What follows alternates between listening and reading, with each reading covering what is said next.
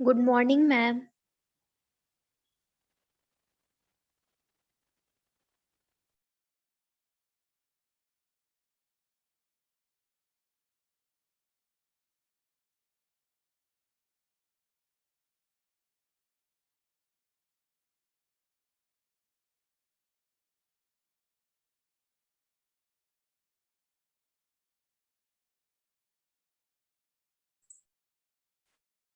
Good morning Harishi. और आज सभी को बसंत पंचमी की बहुत सारी शुभकामनाएं। आपको भी मैम। Thank you. और हम आज कुछ इम्पोर्टेंट टॉपिक्स डिस्कस करेंगे यहाँ पर। आप लोगों के एग्जाम्स काफी पास हैं और उम्मीद है 7 तारीख से आप लोगों के कॉलेज खुलेंगे और यस नोटिस के अकॉर्डिंग क्लासेस चलेंगी।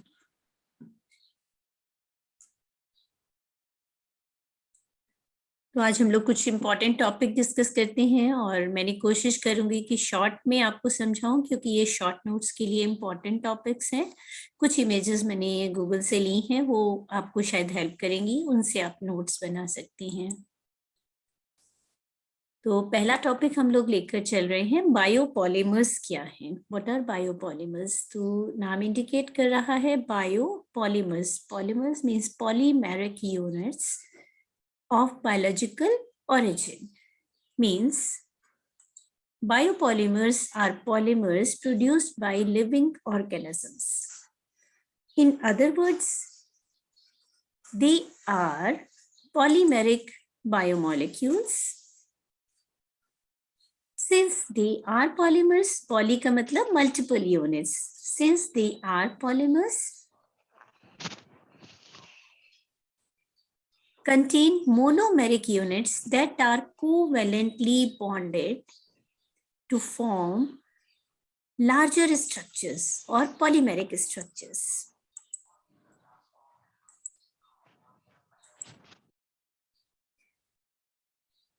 So according to origin and types, they are of different types. Different biopolymers can be produced biologically. Basically, 3 types of biopolymers are popular and in use according to their monomeric units used and the structure of biopolymer formed. These are polysaccharides, polypeptides, polynucleotides. As the name is indicating, जैसा नाम बता रहा है, polysaccharides. Saccharides means they are the part of carbohydrates, like starch. Polypeptides. Peptides is the peptide unit connected to form the proteins. So these are basic units of proteins.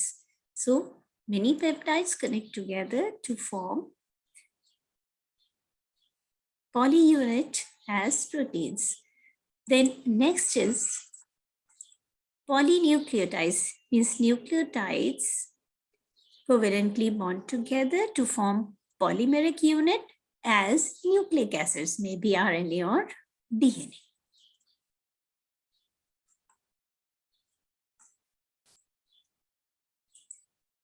Good morning, ma'am. Good morning, Sneha. We are continuing with the class. Next, come to the types as we were discussing.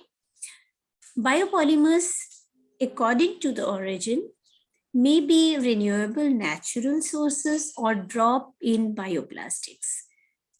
If we discuss about renewable natural sources, they may be agropolymers. Agro का मतलब agricultural based or plant based generally.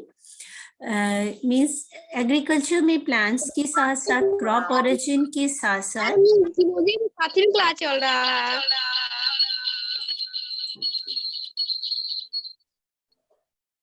Please mute yourself. Please mute. Okay, then these are agriculture based. Agriculture में plants origin भी हो सकता है और animal origin भी हो सकता है, क्योंकि एग्रीकल्चर एक बहुत बड़ा फील्ड है जिसमें हम लोग प्लांट ब्रीडिंग यानी पौधों को लगाना, क्रॉप प्लांट्स को, उसके साथ साथ एनिमल कल्चर भी करते हैं, जैसे पेसी कल्चर है, फिश कल्चर जिसे कहते हैं आप, या इसमें पोल्ट्री हो सकती है जिसमें हम लोग मुर्गी पालन करते हैं। इसी तरह से एपीकल्चर भी हो सकता है, मतलब मधुमक्खी पालन, तो वो भी एग्रीकल्चर का पार्ट है। तो ये एक तरह से कहना चाहिए कि एग्रीकल्चर बेस्ड प्लांट्स और एनिमल बेस्ड ओरिजिन है इनका पॉलीमर्स का। अगर हम लोग फर्स्ट लेके चलें तो डिराइव फ्रॉम बायोमास, मतलब biological mass, animal and plant mass से ओरिजिन किया जाना इनका, या प्रिपेयर किया जाना। इसमें जो फर्स्ट पार्ट है that is proteins and lipids. They may be originated vegetal sources, through vegetal sources और animal sources। अगर हम लोग plant sources लेते हैं तो जनरली ये सोयाबीन, सोया से ग्लूटेन प्रिपेयर किए जाना, यानी सीरियल क्रॉप से, जैसे जिया मेज है, मक्का है, जैन का प्रिपरेशन करना या म्यूसिलेज का प्रिपरेशन, तो ये वेजिटेबल सोर्सेज भी हो सकते हैं और एनिमल सोर्सेज भी हो सकते हैं इन पॉलीमर्स के, जिसमें केसिनेट्स हैं, केसिन प्रोटीन होती है, मतलब ये एनिमल सोर्सेज में जैसे एनिमल हस्बेंड्री या मिल्क लेइंग एनिमल्स से किया जा सकता है। वे है यानी हम इंसेक्ट से भी प्रिपेयर कर सकते हैं, कोलेजन एंड जिलेटिन है। तो ये animal sources and plant sources दोनों हो सकते हैं। दूसरा है बायोमास से पॉलीसेकेराइड्स बनाना, जो हम लोगों ने अभी टाइप्स में पढ़ा था। इसमें मेनली है सेल्यूलोज। तो सेल्यूलोज इंपॉर्टेंट कंपोनेंट है प्लांट्स का, यानी सेल वॉल में ये इंपॉर्टेंट फॉर्मेशन करता है this component cellulose for cell wall formation. Then lignin products भी हो सकते हैं इसमें, तो ये वुड से, कॉटन से प्रिपेयर किया जा सकता है। देन इसमें इंपॉर्टेंट है स्टार्च। हमें पता है कि स्टार्च सीरियल प्लांट्स में, जैसे व्हीट है, गेहूं है, मक्का है, इनमें होता है, साथ साथ पोटैटो में भी होता है, तो ये हम वहां से भी इसको एज ए सोर्स प्रिपेयर कर सकते हैं। देन चीटोसन कंपोनेंट्स हैं जिनमें एल्जिनेट्स भी हो सकते हैं, पैक्टिन एंड गम्स भी हो सकते हैं। इसके अलावा सेल्यूलोज में कैराजिनिन भी हो सकता है, और इन दोनों सेल्यूलोजिक कंपोनेंट को केमिकली मॉडिफाई कर सकते हैं इंडस्ट्री में, जिनको हम सेल्यूलोज डेरिवेटिव्स कहते हैं। They are also polymeric units or polymers, biopolymers. इनमें है CMC, that is carboxy methyl cellulose, then methyl cellulose, MC, then hydroxy propyl ma'am methyl geology का क्लास cellulose. चल रहा है, तो हम लोग कैसे क्लास करें एक साथ दोनों?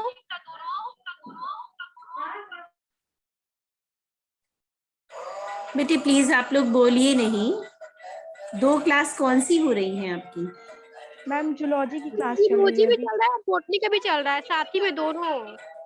बेटे ऐसा है कि मुझे तो ये बताया गया था कि zoology की क्लास 11 बजे से 2 बजे के बीच में होती है, इसीलिए हम लोग कोशिश कर रहे थे।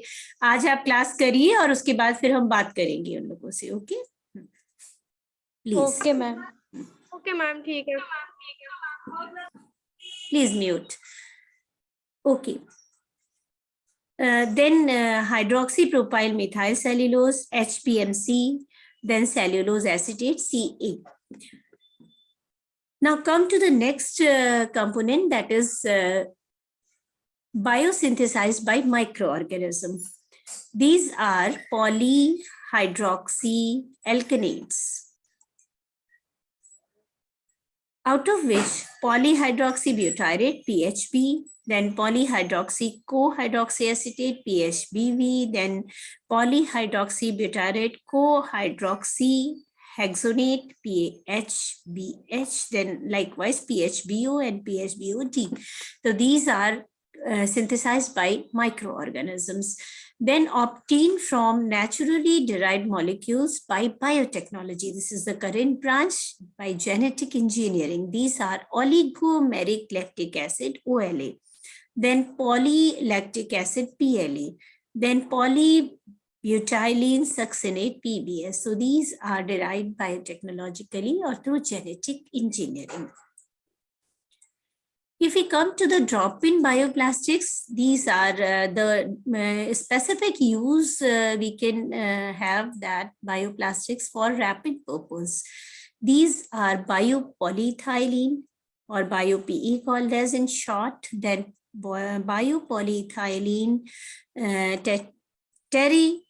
terephthalate यानी bio-PET, then bio-based polyamide, bio-PA.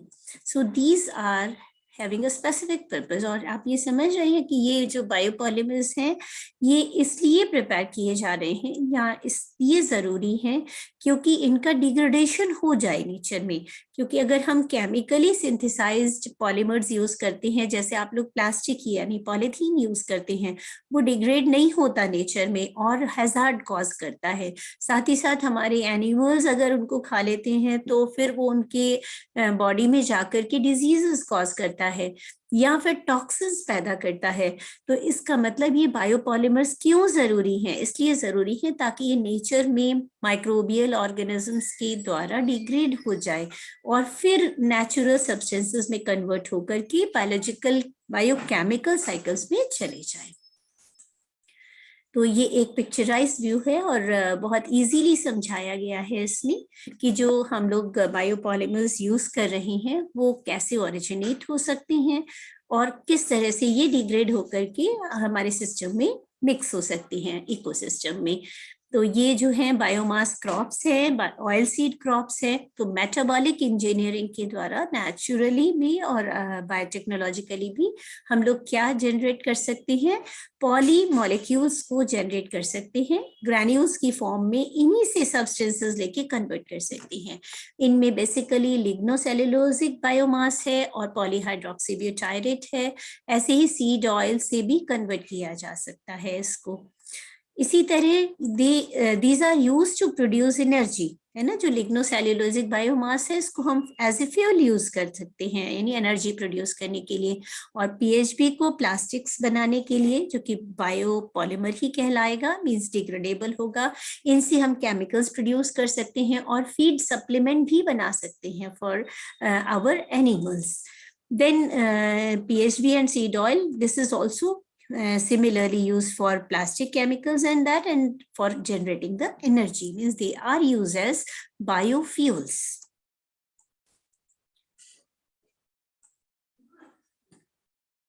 Now going further to that, biodegradable polymers, मैं बता रही हूँ शुरू से क्योंकि ये biodegradable हैं जो हम biopolymers यूज कर रहे हैं। biopolymers इनका origin भी biological है और they are biodegradable यानी माइक्रो ऑर्गेनिज्म इनको डिग्रेड भी कर सकते हैं। तो इनमें जो है रिन्यूएबल सोर्सेज हैं, देन केमिकल सिंथेसिस है, माइक्रोबियल सिंथेसिस है और बायोपॉलीमर ब्लेंड्स का फॉर्मेशन है। इनमें अगर हम रिन्यूएबल सोर्सेज लेते हैं तो polysaccharides, starch, chitosan, cellulose, potato, cassava peel, fruit peel, proteins and collagen है।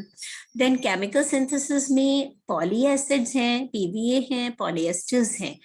फिर माइक्रोबियल सिंथेसिस में बैक्टीरियल सेल्यूलोज, पॉलीहाइड्रोक्सी एल्कोनेट्स हैं जो मैंने अभी थोड़ी देर पहले भी डिस्कस किए। देन पॉलीमर ब्लेंड्स हैं जिनमें स्टार्च ब्लेंड्स हैं, पॉलिएस्टर ब्लेंड्स हैं, देन पीवीए हैं, पॉलीविनाइल एल्केनेट्स हैं। देखिए बहुत सुंदर ये पिक्चर दिखाई है, इसमें बायोपॉलीमर्स को शो किया है कि natural polysaccharides from plants, then cationic polysaccharides or chitosans from having chitin from crabs. Yes, Anzila? Ma'am वो जो बायोडिग्रेडेबल पॉलीमर्स थे उसमें जो केमिकल सिंथेसिस है वो सारे डिकम्पोज हो सकते हैं। यस, इसीलिए इनको बायोलॉजिकल ओरिजिन के बायोपॉलीमर्स कहा गया क्योंकि दे आर डिग्रेडेबल, और जो हम केमिकली बनाते हैं दे आर नॉट डिग्रेडेबल, और वो हमारे एनवायरनमेंट में पॉल्यूशन क्रिएट करते हैं, पॉल्यूशन हैजार्ड्स क्रिएट करते हैं। Yes ma'am, thank Okay, then coming to polypeptides, means we can prepare from plant origin and animal origin gelatin. हम लोग बोन से, एनिमल्स की बोन से प्रिपेयर कर सकते हैं उनको, भी वो भी बायोडिग्रेडेबल होंगे। देन लिग्निन है, पॉलीफिनॉल्स है लिग्निन जो कि प्लांट ऑरिजिन है, this is depository material in plants. फिर उसके बाद एनायनिक पॉलीसेक्राइड्स हैं, एल्जिनेट्स हैं। तो ये biopolymers basically these all are biodegradable. तो ये पिक्चराइज व्यू में हम लोग को समझ में आता है कि ये कहाँ से हम इनके सोर्सेस ले रहे हैं। अब इनका यूजेस है, क्योंकि हम बात कर ही रहे हैं बहुत बायोपॉलीमर्स की, दे आर डिग्रेडेबल, और इनको कहाँ हम लोग यूज कर सकते हैं, और अब तो यूज किए ही जा रहे हैं। एक बहुत छोटा सा एग्जांपल मैं आपको देती हूँ कि अब वाटर पाउचेस बन रहे हैं, छोटे छोटे वाटर पाउच, जो कि बस एक एक आपके सिप के होते हैं, घूंट के। तो आप उनको मुंह में डालिए और उनके अंदर जो पैकेजिंग मटेरियल है वो डिसॉल्व हो जाता है। They are biopolysaccharides means they are originated from biological organisms, और स्पेशली प्लांट्स, वो सेल्यूलोज के बने होते हैं। मुंह में उसको रखिए, आपको एक ही घूंट पानी पीना है, वो डिसॉल्व होकर ड्रॉपलेट्स अंदर चली जाएंगी। इसी तरह से अब बहुत सारे जैसे वॉशिंग पाउडर वगैरह आते हैं, या ये जो लिक्विड वॉशिंग मटेरियल आता है, उसको भी ऐसे ही सेल्यूलोजिक पाउचेस में बनाया गया है। आप अपने वॉशिंग मशीन में एक पाउच डालिए, 1 चम्मच के बराबर है, या फिर आप अपनी बाल्टी में उसको डालिए, वो पूरा डिसॉल्व हो जाता है और आपके लिए कहीं भी कोई चीज छोड़ता नहीं है, बाय प्रोडक्ट नहीं छोड़ता है। और वो क्योंकि बायोलॉजिकल ऑरिजिन की है, वो डिग्रेड भी हो जाती है हमारे माइक्रो ऑर्गेनिज्म से। तो ये biopolymers also called as renewable polymers, क्योंकि हम लोग नॉन रिन्यूएबल यूज करते करते अपने नॉन रिन्यूएबल रिसोर्सेज को खत्म करते जा रहे हैं, जैसे फ्यूल को, फॉसिल फ्यूल को खत्म करते जा रहे हैं, जो कि हमारे पुरानी ओल्ड प्लांट्स और उनके पार्ट्स बच गए थे जिन्होंने उन फ्यूल्स को बनाया था, जैसे कोल को बनाया, वो खत्म होता जा रहा है। तो हम लोग इसी तरह रिन्यूएबल सोर्सेज को जनरेट करें। और ये कहाँ यूज हो सकते हैं renewable polymers? They use in the packaging industry. Then biomass comes from crops such as sugar beet, potatoes, and wheat. When used to produce biopolymers, these are classified as non-food crops. खा तो नहीं रहे हैं उनको, लेकिन हम उनको packaging material के लिए यूज कर रहे हैं। These can be converted in the following ways. Sugar beet, इससे हम ग्लाइकोनिक एसिड प्रिपेयर करते हैं, और पॉलीग्लोनिक एसिड प्रिपेयर किया जाता है, which may be used as packaging material. Then starch, after fermentation we prepare lactic acid or polylactic acid that may be converted for packaging material. Then biomass को fermentation के बाद bioethanol, ethene या polyethylene बना सकते हैं। तो ये जो है, ये substances we use in the packaging industry. Then many types of packaging can be made from these biopolymers. Food trays बना सकते हैं जिनमें फूड पैकेजिंग किया जाए, तो फिर जब हम उसको एनवायरनमेंट में डालेंगे वो डिग्रेड हो जाएगा। इसी तरह से जैसे हम कहते हैं बायो पैकेजिंग के लिए हम लोग क्या करते हैं, पत्ते यूज करते हैं, पत्ते की प्लेट यूज करते हैं, दोने यूज करते हैं, तो वो बायोडिग्रेड हो जाते हैं। ऐसे हम लोग कहते हैं कि मिट्टी से बनाए गए जो आप जिनमें चाय पीते हैं, that degrades and converted into soil again. तो उसी तरह से ये बायोलॉजिकल ऑरिजिन के पॉलीमर्स हैं जो कि हाई क्लास प्रोडक्ट के पैकेजिंग मटेरियल के लिए यूज किए जा सकते हैं। Then blown starch pellets for shipping fragile goods, है ना, जब हम ट्रांसपोर्ट के लिए ले जाएं तो हम जो फ्रेजाइल गुड्स हैं उनको पैकेजिंग यूज कर सकते हैं। अगर हम प्लास्टिक यूज करते हैं तो डिग्रेड नहीं होता।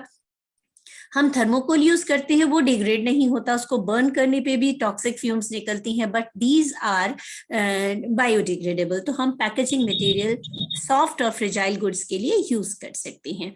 Then thin film for wrapping, मैं अभी कुछ एग्जाम्पल दे ही रही थी, बहुत सारे सब्सटेंसेस में थिन फिल्म क्रिएट की जा सकती है।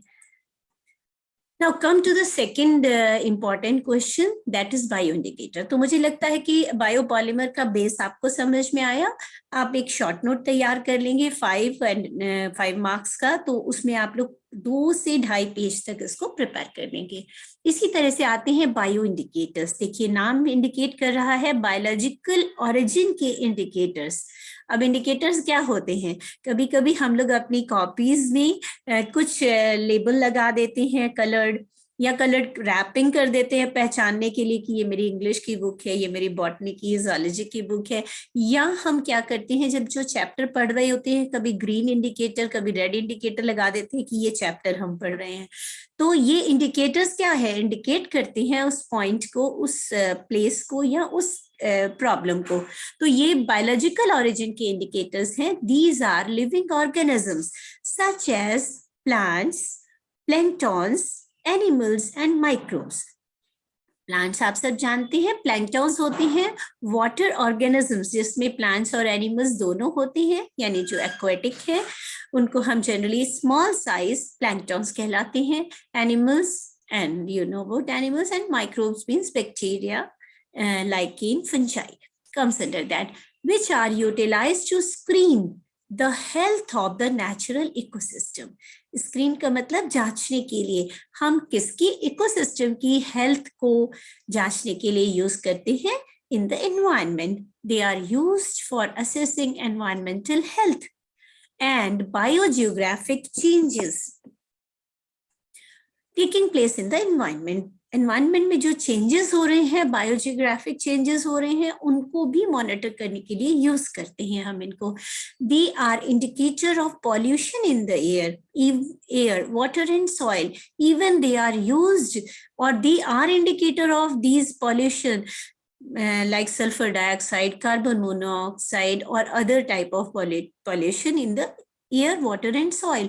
तो ये हमें इंडिकेट करते हैं अपनी ग्रोथ से कि हमारी ग्रोथ पे क्या असर पड़ रहा है. तो they are very soft and delicate. They indicate. Even then they are also indicator of many minerals. मतलब जो एटमॉस्फेयर में बहुत सारे या सॉइल में, वाटर में मिनरल्स पाए जाते हैं, उनको भी इंडिकेट करते हैं. इनकी ग्रोथ पर असर पड़ता है उसका, और ये इंडिकेट करते हैं यहाँ पर ये सब्सटेंस ज्यादा है. जैसे अगर हम बलिया की बात करें तो बलिया में आर्सेनिक बहुत है ना. सॉइल में भी है, कुछ एरियाज में सोहाव वगैरह के एरिया में, ऐसे वहां के वाटर में भी है. तो वो इंडिकेट करते हैं प्लांट्स की हमारी ग्रोथ पे क्या असर पड़ रहा है. एनिमल्स भी, even human beings indicate that, क्योंकि वो स्किन एलर्जी कॉज करते हैं. पता लगता है कि यहाँ पर ये इस तरह का पॉल्यूशन है, या कहीं पर बहुत ज्यादा कॉपर प्रेजेंट है, या कैल्शियम है, या नाइट्रोजन रिच सॉइल है, या डेफिशिएंट सॉइल है, उसको भी ये प्लांट्स इंडिकेट करते हैं और एनिमल्स इंडिकेट करते हैं. तो ये बायोलॉजिकल इंडिकेटर्स कहलाते हैं. अगर हम इनको यूज करते हुए अपने एनवायरनमेंट की हेल्थ को मॉनिटर कर सकें कि उसमें पॉल्यूशन है, नहीं है, या किस तरह का एनवायरनमेंट में चेंजेस हो रहे हैं. जैसे आजकल अब क्या हो रहा है, वेदर शिफ्ट हो रहा है, आप लोग देख रहे हैं. तो ये वेदर शिफ्ट को भी मॉनिटर करते हैं और बहुत एफिशिएंटली यूज किए जाते हैं. देखिए, इसको मैंने आपके लिए वही ये पिक्चर सिलेक्ट की क्योंकि ये बहुत इजीली डिपिक्ट कर रही है कि बायो इंडिकेटर्स क्या क्या हो सकते हैं. ये प्लांट बायो इंडिकेटर हो सकते हैं, animal bio indicator, planktonic bio indicators हो सकते हैं, माइक्रोबियल इंडिकेटर्स हो सकते हैं. प्लांट इंडिकेटर्स बहुत एफिशिएंटली यूज किए जाते हैं, जिनमें फॉरेस्ट प्लांट्स, लाइकेन्स हैं, और इसमें ऐड नहीं है. मैं आपको बताऊंगी जब मैं नेक्स्ट सेमेस्टर में भी आपको पढ़ाऊंगी कि ब्रायोफिटिक प्लांट्स बहुत ही अच्छे बायो इंडिकेटर्स हैं, और उनकी एग्जांपल्स के साथ बताऊंगी. जैसे रिक्शिया मार्केंशिया, ये सब हैं, स्फेगनम है, ये बहुत अच्छे इंडिकेटर हैं. और लाइकेन्स तो आपको पता ही है, डॉक्टर राघव आपको पढ़ा रहे हैं. They are symbiotic association of algae and fungi. तो they are very good plant indicators. Even higher trees and pteridophytic plants also indicate the health of the environment or in the forest area. Then animal bioindicators में बहुत efficiently use होते हैं frogs. They are amphibians और aquatic animals, जिनको हम लोग zooplanktons भी कहते हैं, लेकिन वो यहाँ आ जाएगा पार्ट. तो aquatic animals में fishes हैं. अगर वाटर में चेंज होता है तो फिश हमें बताती हैं, या और एक्वेटिक एनिमल्स में आप लोग पढ़ते हैं पॉरीफेरा के मेंबर्स हैं, कोरल्स हैं, ये बताते हैं कि ये वाटर में ये चेंजेस हो रहे हैं. तो they are animal bio indicators. Planktonic indicators में phytoplanktons, Anshika please don't draw. Phytoplanktons and zooplanktons. Phytoplanktons में जो वाटर एल्गी है, या वाटर फंजाई है, या एक्वेटिक ब्रायोफिटिक प्लांट्स हैं, वो फाइटोप्लैंक्टन्स कहलाते हैं. और ज़ूओप्लैंक्टन्स में इंसेक्ट्स और एनिमल ओरिजिन होते हैं, जो मैं अभी डिस्कस कर रही थी, जिसमें पॉरीफेरा के मेंबर्स हैं, सिलेंट्रेटा के मेंबर्स हैं, हाइड्रा वगैरह है, लाइक साइकॉन है, स्पॉन्ज जिसको बोलते हैं. तो ये प्लैंक्टोनिक इंडिकेटर्स हैं. इसी तरह माइक्रोबियल इंडिकेटर्स में bacteria, fungi and cyanobacteria means blue green algae, they comes under the microbial indicators. So they are very helpful in monitoring the environment or changes in the environment. ये उसी को depict किया गया है, थोड़ा language में है। अगर हम लोग बात करते हैं प्लांट इंडिकेटर की, तो रीजन और non appearance of certain plants और vegetative life in a natural group can give basic idea or data about the well-being of the environment. तो इसमें प्लैंक्टन्स और लाइकेंस है। अगर इनकी अपीयरेंस खत्म हो रही है, धीरे धीरे ये लोग रेयर या एंडेंजर्ड होते जा रहे हैं, तो वो इंडिकेट करते हैं कि उस एरिया में क्या प्रॉब्लम क्रिएट हो रही है। That may be pollution, that may be temperature change, etcetera. Then animal indicator, an expand or decline in the creature population might show harm to the biological community brought on by the contamination. Possible है कि हम उस area में factories हों जहां पर ज्यादा जो निकलता है वहां से सब्सटेंस, उसमें टॉक्सिन्स हों, जिसकी वजह से एनिमल पॉपुलेशन खत्म होती जा रही है. जू प्लैंक्टन्स लाइक एलोना, गुट्टा एंड मॉस्काइक्लोपेसिडिक्स, साइक्लिप्स, और ये सब एनिमल्स हैं. चूंकि मैं जोलॉजिस्ट नहीं हूं, लेकिन ये एनिमल्स यानी ज़ूप्लैंक्टन्स ये धीरे धीरे खत्म होते चले जा रहे हैं. They have become endangered. तो इसका मतलब वो इंडिकेट कर रहे हैं कि वहां पर कुछ प्रॉब्लम जेनरेट हो रही है. इसी तरह से माइक्रोब ऑर्गेनिज्म है, microbe indicator used in indicating the maritime or physical natural community health. जैसे bioluminescent microorganisms are generally used to test water for natural poison, है ना. वो शो करते हैं इसमें कि ये यहाँ पर इस एरिया में पॉइजन है. ओके, देन कम टू, ये तो हो गया आपका बायो इंडिकेटर्स के बारे में. तो हम लोग अपने एनवायरनमेंट की हेल्थ को मॉनिटर करने के लिए बायो इंडिकेटर्स यूज करते हैं. तो इसमें कुछ एग्जांपल्स दिए हैं, आप उनको एडॉप्ट कर सकते हैं. Now come to the third important topic, that is biosensors. अभी हम लोग बायो की बात कर रहे हैं, biopolymers, bio indicators. Now come to biosensors. अब सेंसर का मतलब आप समझते हैं संवेदन, यानी संवेदना देने वाले. तो बायोलॉजिकल सेंसर्स क्या हैं? What are biosensors? Means such sensors और sensing devices biologically originated used for the biological organisms. So biosensors क्या है? ये this can be defined as analytical devices, यानी जो एनालिसिस कर सके, मेजर कर सके, which induce a combination of biological detecting elements like a sensor system, यानी सेंस कर सके, एंड ए ट्रांसड्यूसर, यानी अगर हम ऐसे डिवाइसेस को प्रिपेयर करें जो बायोलॉजिकल ओरिजिन की हो और बायो ऑर्गेनिजम्स के लिए यूज की जाए फॉर डिटेक्टिंग और सेंसिंग, है ना, सेंस कर सके कि यहाँ ये प्रॉब्लम है और उसको कन्वर्ट करके बता सके लैंग्वेज में. लैंग्वेज का मतलब यूनिट्स में बता सके कि ये प्रॉब्लम है. तो जैसे मान लीजिए कि हम ह्यूमन बॉडी में शुगर लेवल बढ़ रहा है, तो उस शुगर लेवल को बढ़ने के लिए हमने बायोसेंसर यूज किया, और पेंडेमिक में तो बहुत यूज किया गया कि ऑक्सीजन लेवल चेक करना है, शुगर लेवल चेक करना है, बीपी चेक करना है. तो फिंगर में आपने लगाया, यानी आपकी बॉडी के मांस के साथ टच हुआ, स्किन के साथ, और उसने बताया कि हमारी शुगर लेवल इतनी है. तो ये क्या है? दिस इज एनालिटिकल डिवाइस और बायोसेंसिंग डिवाइस, कि हमारी बॉडी से टच हुआ, उसने सेंस किया और ट्रांसवर्ट किया, ट्रांसड्यूस किया, उसको यूनिट्स में बताया कि आपकी शुगर लेवल 115 है. तो इसका मतलब क्या हुआ कि ये एक सेंसिंग एंड ट्रांसड्यूसिंग सिस्टम है जिसको हम बायोसेंसर कहते हैं. This is based upon the application, हमने क्या यूज करना है, किस काम के लिए यूज करना है, that is so biosensor are classified into different types like resonant mirrors, जो कि रेजोनेंस के आधार पर हो, आवृत्ति के आधार पर हो, immune analytical devices, chemical canaries, optrodes means जिसमें ऑप्टिकल सिस्टम लगा हो, बायो कंप्यूटर्स, ग्लूकोमीटर्स ग्लूकोज को मेजर करने के लिए, एंड बायो चिप्स जिसमें हम न्यूक्लिक एसिड, आरएनए, डीएनए का यूज करके इनको एज सेंसिंग सिस्टम बना सके. तो ये स्पेसिफिकली 3 टाइप्स के होते हैं, electrochemical, physical and optical. Electrochemical आप समझ रहे हैं, जिसमें इलेक्ट्रिसिटी और केमिकल्स का यूज किया जाए.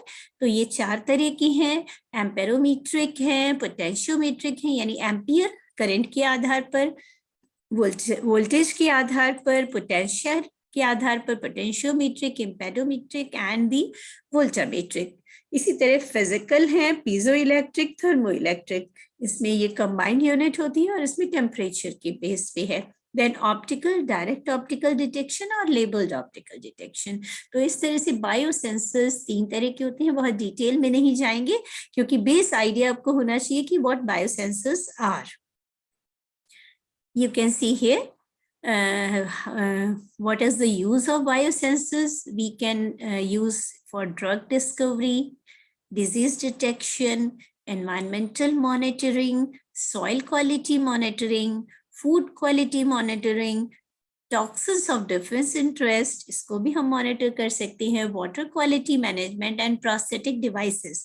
प्रोस्थेटिक डिवाइसेस होती हैं जो फिजिकली चैलेंज लोग होते हैं, जैसे कान से सुनाई नहीं दे रहा प्रॉपरली, तो उसके लिए क्या है, ईयर एड कान में लगा दी जाती है, वो सेंस करती है और कन्वर्ट करती है उसको आपकी हियरिंग फ्रीक्वेंसी में, डेसिबल्स में।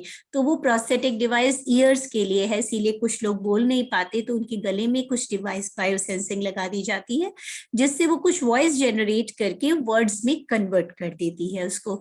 जैसे वो बोलना चाहते हैं तो बोलते हैं आ, लेकिन उसका मतलब होता है पानी चाहिए, तो वो डिवाइस उसको कन्वर्ट कर देती है, लेकिन क्योंकि वो अंदर तो फ्रीक्वेंसी है लेकिन वो बाहर आवाज नहीं निकल पाती क्योंकि लैरिंक्स उसका डिस्टर्ब्ड होता है, वॉइस क्रिएटिंग ऑर्गन। तो इसका मतलब ये प्रोस्थेटिक डिवाइसेस इस तरह से बायोसेंसिंग करके और उसको कन्वर्ट कर देती हैं, ट्रांसड्यूस कर देती हैं वर्ड्स और लैंग्वेज में। अब इनके एप्लीकेशंस क्या हैं, ये बहुत सारे एप्लीकेशंस है, कुछ मैंने अब पीछे बताया आपको। फूड एनालिसिस कर सकते हैं, study of biomolecules and their interaction, drug development, even crime detection, then medical diagnosis, both clinic and laboratory use, in environmental feed monitoring. अब जो सीसीटीवी लग रहा है वो क्या है, वो भी तो एक तरह का बायोसेंसर है क्राइम डिटेक्शन के लिए। तो उसमें पूरी क्लियर पिक्चर नहीं आती लेकिन हम उसको डिटेक्ट कर सकते हैं कि ये कौन हो सकता है, यानी उसको क्लोज में ले जा करके क्रिमिनोलॉजी वाले उसको कर लेते हैं। उसी तरह से क्वालिटी कंट्रोल कर सकते हैं हम, industrial process control, detection system of biological warfare agents, then manufacturing of pharmaceuticals and replacement of organs. तो ये हम इनका बहुत यूज कर सकते हैं। और आजकल तो जो हमने यूज किया और इसमें आपने देखा कैसे डिटेक्ट किया गया वायरस को, कोविड-19 को कैसे डिटेक्ट किया गया, दैट इज ऑल्सो बायोसेंसिंग। तो it's a part of that, उसमें बहुत सारे और भी सिस्टम इन्वॉल्व हैं। अब ये बहुत इंपॉर्टेंट है, वेयरेबल सेंसर्स जिनकी हम बात कर रहे हैं, हम अपनी बॉडी में पहन लें और इसके बाद वो सेंसिंग करके बता देगा कि हमारे आईज में ग्लूकोज की मात्रा बढ़ रही है। तो स्मार्ट कॉन्टेक्ट ग्लासेस हैं, है ना, इलेक्ट्रीज है, देन फिर उसके बाद बॉडी में हमारे ग्लूकोज बढ़ रहा है तो हम एक वॉच की तरह पहन सकते हैं, शर्ट की तरह पहन सकते हैं, है ना। इस तरह से कॉर्टिसोल्स इस कोलेस्ट्रॉल बढ़ रहा है तो वेरिएबल कॉर्टिसोल आता है। इसी तरह सॉक्स आते हैं, रिस्ट वॉचेस आती हैं, इवन चिप्स आते हैं जो बॉडी में लगा दिए जाते हैं, वो इनको सेंस कर लेते हैं कि बॉडी में कहाँ प्रॉब्लम हो रही है, बीपी बढ़ रहा है या हार्ट बीट बढ़ रही है, उसके लिए भी वॉचेस आती हैं। इनको वियरेबल बायोसेंसर्स कहते हैं। तो इस तरह से हम इनका यूज करके मॉनिटर कर सकते हैं अपनी हेल्थ को या एनवायरनमेंट की हेल्थ को। तो these are called biosensors. So I have taken many from many places as a source. Google Images I have taken for you. So I am stopping these 3 topics here. और कल फिर देखते हैं आपके लिए और 2-3 टॉपिक्स और बचे हुए हैं जिन पे शॉर्ट नोट और लॉन्ग आंसर, एक क्वेश्चन लॉन्ग आंसर का है वाटर माइक्रोबायोलॉजी, तो वो मैं कल डील करूंगी। और ठीक है, हम आपकी जो प्रॉब्लम्स हैं मैंने नोट किया है कि जूलॉजी का क्लास भी साथ चल रहा है, लिखा है स्नेहा ने और बताया भी है और आप लोगों ने बताया। तो हम इसको फिर डिस्कस करते हैं अपने साइंस के ग्रुप में कि इस तरह ना हो ताकि आपकी क्लास क्लैश ना हो। अभी तक तो नहीं हो रही थी मैम। yes. अभी फिर राघव सर जो है 10:45 को लेने वाले हैं हाँ अरे मैम क्लास, और फिर मैम अभी केमिस्ट्री का भी क्लास चलने वाला है 11 बजे से। क्योंकि आप लोगों ने ही बताया था कि हम लोगों की जो क्लासेस हैं yes, वो इस समय नहीं चल रही हैं, तभी हमने 10 बजे से ऑर्गेनाइज किया, क्योंकि ये पता लगा था कि 11 से और 2 के बीच में कभी भी zoology लेते हैं और 3 बजे से केमिस्ट्री लेते हैं, तो हम लोग इसको डिस्कस कर लेते हैं, क्योंकि अभी तक तो नई प्रॉब्लम आ रही थी, आज आई है प्रॉब्लम, तो हम इसको डिस्कस Yes, कर ma'am. लेते हैं बेटा। Okay, okay ma'am. Okay. Thank you, ma'am.